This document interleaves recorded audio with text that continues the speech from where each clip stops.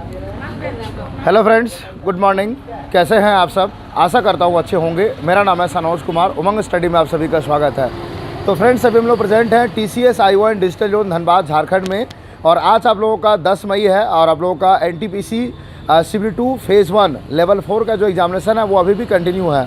तो हमारे साथ पूरा आधार की टीम है जो कि सेंटर के अंदर स्टूडेंट्स का आधार की वेरिफिकेशन करती है। तो सबसे पहले मैं पूरी टीम का बहुत बहुत धन्यवाद देना चाहता हूं, जिन्होंने अपना कीमती समय निकालकर हमारे साथ एक डिटेल इंटरव्यू के लिए तैयार हुए हैं, ताकि ये डिटेल्ड में आपको बता सके कि अंदर में किस तरह से वेरिफिकेशन की प्रक्रिया होती है, ताकि जो भी स्टूडेंट्स भविष्य में कोई एग्जामिनेशन देने के लिए आते हैं तो आप लोग अपनी पूरी प्रॉपर तैयारियों के साथ आ पाए। तो आपकी पूरी टीम का बहुत बहुत स्वागत है हमारे यूट्यूब चैनल उमंग स्टडी पर। सबसे पहले आप लोगों से रिक्वेस्ट है कि अपना अपना परिचय दीजिए। मेरा नाम है रमेश कुमार महतो जी। बोकारो से। ओके, आपका? मेरा नाम संगीता कुमारी, मैं धनबाद से। जी। मेरा नाम तनु कुमारी है, मैं धनबाद से हूँ। जी।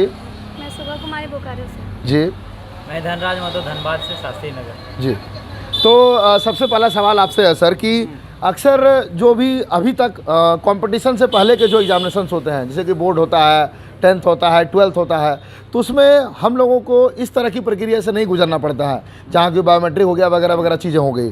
बहुत से स्टूडेंट्स ऐसे भी होते हैं कि जो कि सीधा बोर्ड के एग्जामिनेशन को देने के बाद कॉम्पिटिटिव एग्जामिनेशन की प्रक्रिया में आ जाते हैं। तो कुछ स्टूडेंट्स घबराए हुए भी होते हैं कि क्या होगा, नहीं होगा, किस तरह से होगा, नहीं होगा। तो मैं चाहता हूँ एकदम आप बेसिक से और डिटेल्ड में स्टेप बाय स्टेप बताएं कि जो प्रक्रिया होती है वो किस तरीके से होती है, और क्या जेन्युइनली किसी स्टूडेंट को किसी प्रकार की कोई घबराने की आवश्यकता है या नहीं है। देखिए, आधार वेरिफिकेशन ये होता है कि किसी बच्चे को तो घबराना नहीं है। हाँ। ठीक है।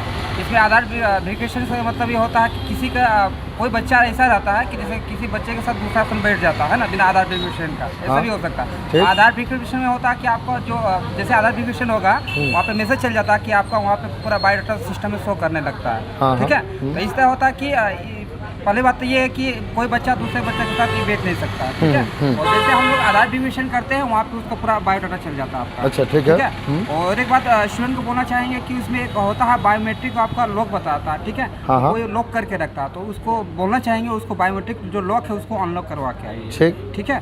और जो भी रहता है कि जैसे कि कोई पहला पर क्या होता है, किसी का थंब लेफ्ट थंब नहीं देता। ठीक है। हाँ। जैसे घबराना नहीं कि मेरा नहीं दे रहा, तो किसी भी आप किसी का कोई भी पाँचों में से को दे सकते हैं, उसको करवा सकते हैं आप। ठीक है। हाँ। और जब आधार वेरिफिकेशन हो जाता है हम लोग अंडर बोल देते हैं। ठीक है। जो कहाँ जाना आपको बैठना है। ठीक है। और उन लोगों को भी सुविधा हो जाता है आधार वेरिफिकेशन करने में। जैसे मतलब बच्चे के लिए हम लोग ये करवा रहे हैं, इसे सभी स्टूडेंट के लिए करवा रहे हैं, ठीक है, के भविष्य के लिए करवा रहे हैं, ताकि उन लोग कोई दिक्कत ना हो। जी। और उन लोग के साथ कुछ गड़बड़ ना हो, है ना, बस इसी के लिए। तो यहाँ पे स्टूडेंट्स का एक और सवाल हो रहा था सर कि ये जो आधार अनलॉक की जो प्रक्रिया है वो कैसे होती है, मतलब हम कैसे पता करेंगे मेरा आधार लॉक है या अनलॉक है? वो कहीं पे आप कैफे जाकर कर सकते हैं, पता कर सकते हैं कि मेरा, और पता कीजिए कि मेरा बायोमेट्रिक कोई लगता है ना, तो वो खुद जानता है कि हम बायोमेट्रिक लॉक करके रखे हैं। अच्छा अच्छा। जो करता है ना, विशेष ऐप भी बना के रखी है गवर्नमेंट ऑफ इंडिया। हाँ हाँ। UIDI जो है, एम आधार से आप चेक कर सकते हैं कि आपका लॉक है या अनलॉक है। हाँ, लॉक अनलॉक कर सकते हैं अपने OTP के जरिए में। हाँ हाँ। लॉक अनलॉक कर सकते हैं। ये जो भी है स्टूडेंट है आते हैं अपना एग्जाम देने के लिए, तो अनलॉक करके आएंगे तो उनके लिए ज़्यादा बेटर रहेगा, क्योंकि उसमें समय की बर्बादी होती है। हाँ हाँ। आधार वेरिफिकेशन होने से क्या होता है कि अंदर में आपको दोबारा किसी प्रकार का वेरिफिकेशन नहीं करना पड़ता, नहीं तो आपको फॉर्म फिलअप कराना पड़ता है, उसके बाद इधर उधर जाने में परेशानी होगी। आपका आधार वेरिफिकेशन हुआ तो आपको एक स्टम्प हम लोग लगा करके दे देते हैं कि आपका वेरिफिकेशन हो गया, आप सीधा एंट्री ले सकते हैं। जी। इसीलिए मैं यही बोलूँगा स्टूडेंट को कि कभी आएँ तो अनलॉक करके आएँ, बायोमेट्रिक्स देख के आएँ कि मेरा बायोमेट्रिक्स काम कर रहा है नहीं कर रहा है अपना। और उसके बाद यदि किसी का वेरिफिकेशन आधार का थंब से नहीं होता है तो आई स्कैन भी हम लोग सुविधा रखते हैं कि आई स्कैन करके भी, क्योंकि आई स्कैनर का भी सुविधा हम लोगों को कंपनी की तरफ से मिला किसी का हुआ है। बायोमेट्रिक डिसमैच बताता है तो उसको आइरिस को द्वारा हम लोग उसको वेरिफिकेशन करते हैं। अच्छा अच्छा। ठीक है। और यही सुविधा के लिए हम लोग आधार का वेरिफिकेशन करते हैं, और क्या, और तो कुछ है नहीं। ठीक है सर, एक प्रमुख सवाल और ये है कि जैसे कि आप लोग जो आधार वेरिफिकेशन करते हैं, तो बेसिकली आप मुझे ये बताइए कि जो आधार में मेरा जो डेटा पहले से है आधार के पास, और जो अभी मैं फिंगर दे रहा हूँ, तो बेसिकली उसको मैच किया जाता है कि मेरा आधार के पास जो डेटा है, और मैं जो आधार नंबर लेकर के आया हूँ, तो मैं सनोज कुमार हूँ या नहीं हूँ? बस वही चीज़ के लिए आपका किया जाता है। मतलब इसमें जैसे कि मान लीजिए कुछ स्टूडेंट्स की क्वेरी ये हो रही थी जैसे मान लीजिए कि मैं रेलवे आरआरबी एनटीपीसी का एग्जामिनेशन देने के लिए आया हुआ हूँ और मेरा जो आरआरबी एनटीपीसी का जो एडमिट कार्ड है उसमें में मेरा डेट ऑफ बर्थ थोड़ा सा मिस्टेक है, जैसे कि मान लेते हैं मेरा ओरिजिनल डेट ऑफ बर्थ है, वो डेट ऑफ बर्थ से मायने नहीं करता, उससे कोई मतलब नहीं है। आपका आधार कार्ड यदि घर में छूट भी गया था, आधार नंबर आपको यदि याद है तो उससे भी हम लोग वेरिफिकेशन कर देते हैं। अच्छा। कि स्टूडेंट को कोई भी नुकसान ना पहुंचे, अच्छा, उसके भविष्य के साथ कोई खिलवाड़ ना किया जाए। हाँ हाँ, इसीलिए हम लोग है ना डेट ऑफ बर्थ यदि कोई दिक्कत है वो एग्जामिनेशन बताए, वो हम लोग कुछ नहीं कर सकते। हम लोग सिर्फ अपना वो फिंगर सब एंट्री नहीं वेरिफिकेशन करने देगा, फिर अच्छा। पूरा मैच करना चाहिए। हाँ, हाँ। कोई भी एग्जाम में हम देते हैं, रेलवे का देते हैं तो मतलब पूरा आपको सब कुछ जो- बायोडाटा से मैच होना चाहिए। जो हम लोग का एडमिट कार्ड है, जो हम लोग लेके जा रहे हैं, जो जैसे कि कोई भी बोल रहा है कोई भी आईडी प्रूफ लेके जाइए, चाहे आधार हो गया या फिर पैन कार्ड, कुछ भी उसमें मैच पूरी होना चाहिए आपका, ना तो फिर वो एंट्री नहीं होने कोई देगा। भी आपका एक आईडी कार्ड मैच करना चाहिए कि हाँ आप वही है। अच्छा, उसके बाद आपका आगे का प्रोसेस में क्या होता है कि चेंज करा सकते हैं, अपना करेक्शन करा सकते हैं, क्योंकि आगे तो बताया जाएगा, क्योंकि आपके भविष्य के साथ खिलवाड़ करना है नहीं, तो आपको बताया जाएगा कि ये दोनों अलग अलग है, उसको एक जैसा करा करके आइए, टाइम तो मिलता ही है। तो बच्चा स्टूडेंट लोग भी तेज़ रहता है कि नहीं अभी मेरा अलग अलग है, दोनों तो एक करवा लेते हैं, तो वेरिफिकेशन को अपना करने के लिए वो अपडेट करा लेता है अपना सिस्टम में। जिसका पैन कार्ड अलग है पैन कार्ड को करवा लिया, या किसी का आधार कार्ड अलग है बाकी सारा डॉक्यूमेंट्स है तो आपका आधार कार्ड अपडेट करा लिया, बस और क्या है, और बस यही है।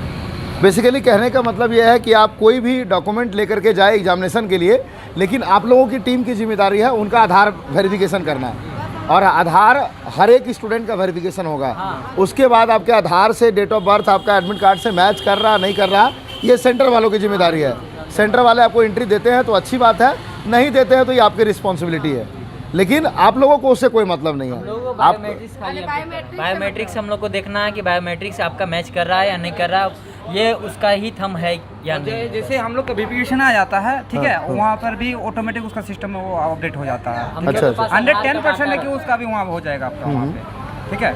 यदि मेरा यहाँ पे मैच कर गया वेरिफिकेशन मिल जाता तो 110% का आपका सेंटर में भी आपको हो जाएगा आपका। अच्छा अच्छा, एकदम।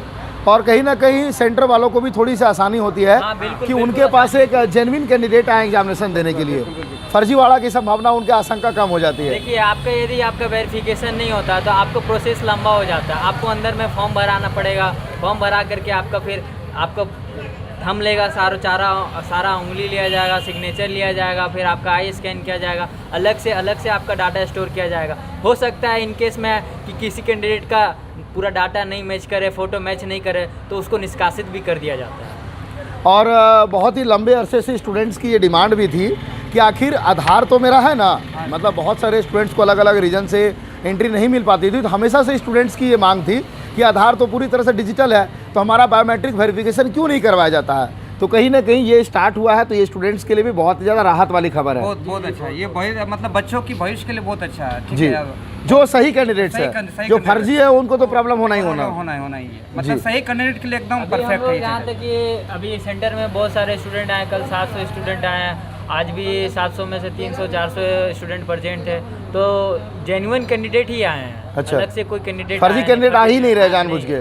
फर्जी कैंडिडेट कैसे आएंगे, क्योंकि आधार का वेरिफिकेशन है तो फर्जी कैंडिडेट आना तो मुश्किल ही है, नामुमकिन ही है। अच्छा मैडम, आप मुझे ये बताइए कि आरआरबी एनटीपीसी का शिफ्ट 2 का आप लोगों ने कल 9 तारीख को 2 शिफ्ट में एग्जामिनेशन करवाया, आज भी आप लोग फर्स्ट शिफ्ट का वेरिफिकेशन कंप्लीट कर चुके हैं, तो अभी तक किसी भी स्टूडेंट को किसी तरह का कोई प्रॉब्लम आधार वेरिफिकेशन में? नहीं, अभी तक किसी का दिक्कत नहीं हुआ है। अच्छा। अभी तक किसी का कोई दिक्कत है, आधार वेरिफिकेशन कोई दिक्कत नहीं हुआ। अच्छा, तो ये किस एग्ज़ाम में आधार वेरिफिकेशन होगा नहीं होगा ये कौन डिसाइड करता है? क्योंकि आरआरबी एनटीपीसी का CBT 1 का एग्ज़ाम में गवर्नमेंट डिसाइड करती है, गवर्नमेंट के ऊपर से रूल आता है आपको रेलवे की तरफ में कि आधार वेरिफिकेशन होना है कि नहीं होना है, ये तो वही लोग डिसाइड करते हैं, ये हम लोगों के हाथ में नहीं होता। अच्छा, हम लोग को जिम्मेवारी दिया जाता है तो हम लोग करते हैं, हम लोग को जिम्मेवारी नहीं दिया जाएगा तो हम लोग। और खास करके आरआरबी लाई है रेलवे डिपार्टमेंट, तो उसको अच्छी बात है ना, ताकि आरआरबी चाहती है जो भी आए मेरे पास सटीक जो आए है ना कैंडिडेट आए। ये बायोमेट्रिक्स जो वेरिफिकेशन है तो सारा एग्ज़ाम में होना नेसेसरी है, जैसे कि सारा भी कोई भी एग्ज़ाम होता है गवर्नमेंट से रिलेटेड तो उसमें आपका आधार वेरिफिकेशन हो जाता है तो सेटिस्फाइड हो जाता है कि नहीं ये जेन्युइन कैंडिडेट। भविष्य में चाहते हैं कि हम ये चीज़ अप्लाई होना चाहिए, हर एग्जाम में अप्लाई हो, ताकि फर्जीवाड़े पूरी तरह से समाप्त हो जाए, है ना। जो हकदार है उसी को हक मिले वो चीज़ के लिए। तो ये आरआरबी का पहला एग्जामिनेशन है जिसमें आप लोगों को ऐसी जिम्मेदारी मिली है, या इससे पहले भी आप लोग आरआरबी के एग्जामिनेशन में रेलवे का पहले हम एग्जामिनेशन लोग, में इससे पहले हो सकता नहीं बता सकते, लेकिन हम लोग यही चीज़ पड़ी है। आप लोग का पहला एक्सपीरियंस है रेलवे के एग्ज़ाम में वेरिफिकेशन करने का। चलिए, और कोई फाइनल मैसेज? नहीं, बच्चों को बोलेंगे कि वही बोलना चाहिए, घबराए नहीं, ये तो आपका क्या कर रहा है, आपको सिर्फ डिटेल लिया जा रहा है, कुछ नहीं है, आधार वेरिफिकेशन आप ही के लिए किया जा रहा है, ताकि हम आपको बताने परेशानी नहीं चाहेंगे। हो। देखिए, बच्चे लोग को मैं बोलना चाहूँगा कि आए कैंडिडेट अपने लेकर के, किसी भी कैंडिडेट जो भी आते हैं वो वेरिफिकेशन के पास जाते हैं तो अपना एडमिट कार्ड रखे सामने में उसके, ठीक है, उससे सुविधा होती है। एडमिट कार्ड रखे, आधार कार्ड निकाल के रखे हाथ में अपना, मास्क और चश्मा जो रहता है उसको निकाल के रखे, क्योंकि उसमें आपका समय की बर्बादी होती है। तो मास्क और चश्मा निकाल करके आएँ वेरिफिकेशन के लिए। और पहले आपको एडमिट कार्ड देना है, एडमिट कार्ड स्कैन होगा, आपका बारकोड उसमें रहता है, स्कैन होगा, स्कैन होते साथ आपका उसमें रोल नंबर आ जाता है। हमारे पास रोल नंबर आएगा, फिर हम लोग उसमें आपका फ़ोटो खींचते हैं, फ़ोटो खींचने के बाद आपका आधार कार्ड का नंबर डालते हैं और आपको लेफ़्ट का ही आपको लेफ़्ट हैंड का यूज करना, उसमें से कोई भी फिंगर लेना है। तो आपको जैसे ही आप टिपते हैं ब्लू कलर का बत्ती जलता है, बत्ती ऑफ होगा, आपका वेरिफिकेशन वहाँ पे एक आखिरी ओके हो सवाल, जाएगा बोलो। बस। और इसी तरह आपका वेरिफिकेशन होगा। बस यही मैं आपको बच्चे लोग को कहना चाहूँगा कि इस तरह से प्रक्रिया होती है। एक आखिरी सवाल सर, कल से लेकर के आज तक टोटल 3 शिफ्ट में अभी तक कितने स्टूडेंट्स का वो लॉक अनलॉक वाला आप लोगों को केसेस देखने को मिला? ज़्यादा नहीं, बचा 2-3-4 ऐसे आ रहा है, मतलब इसमें तो था ही नहीं। आज शिफ्ट 1 में कोई कैंडिडेट ऐसा नहीं था। कल दोनों शिफ्ट मिला के मुश्किल से 5 कैंडिडेट, ज़्यादा से ज़्यादा, उससे ज़्यादा नहीं। हाथ चलिए, साफ ठीक। करके आएंगे ना तो बेटर रहेगा। आपका हाथ किसी स्टूडेंट का हो सकता है कि आने में हाथ गंदा हो जाए, तो हाथ साफ करके भी आएंगे तो अच्छा रहेगा कि वेरिफिकेशन तुरंत हो। ठीक है, आपकी पूरी टीम का बहुत बहुत धन्यवाद कि आप लोग कीमती समय निकाले। सब्सक्राइबर भी हम लोग हैं। Thank you. और स्टूडेंट्स का हेल्प के लिए आप लोग आए ताकि स्टूडेंट्स के सामने जो रियल जानकारियां हैं वो स्टूडेंट्स को मिल सके, क्योंकि अभी के टाइम में रियल जानकारियां बहुत कम लोगों के पास हैं। फर्जी जानकारियां लोग इधर से उधर स्प्रेड करते रहते हैं, ये होता है, वो होता है, ये होता है। जो असली चीज़ है वो ये होता है। एग्जैक्टली उनकी टीम ने स्टूडेंट्स को बता दिया। पुनः एक बार बहुत बहुत धन्यवाद। तो फ्रेंड्स, इसके बाद भी कोई कन्फ्यूजन हो तो इनकी पूरी टीम का हमारे पास कांटेक्ट है, हम लोग फ्यूचर में भी इनका इंटरव्यू कर सकते हैं, वो आप लोग कमेंट करके हमें अवश्य बता दीजिएगा। और जो भी स्टूडेंट टेक्स्ट बुक जैसे प्लेटफॉर्म से मॉक टेस्ट लगाना चाहते हैं तो हमारा कूपन कोड है उमंग 10, इसको आप इस्तेमाल करते हैं तो आपको पूरा 39 रुपीज़ का डिस्काउंट मिल जाता है। आपने देखा होगा हम लोगों ने आरआरबी एनटीपीसी का CBT 1 का फेज़ 1 से लेकर के फेज़ 7 तक का सीधा सेंटर के बाहर से रिव्यू किया था। अभी हम लोग आरआरबी एनटीपीसी CBT 2 का भी सीधा सेंटर के बाहर से रिव्यू कर रहे हैं। बहुत सारे स्टूडेंट्स ने ऐसा कहा है कि मॉक टेस्ट आपका स्पीड, टाइम मैनेजमेंट, एक्यूरेसी, इन सारे फैक्टर्स में आपका हेल्प करता है। तो वीडियो के डिस्क्रिप्शन में साथ ही कमेंट सेक्शन में आपको एक लिंक पिन किया हुआ मिल जाएगा, उस लिंक पर क्लिक करके हमारा कूपन कोड अप्लाई करके आप आसानी से टेक्स्ट बुक पास को परचेज कर सकते हैं। तब तक के लिए जय हिंद, जय भारत।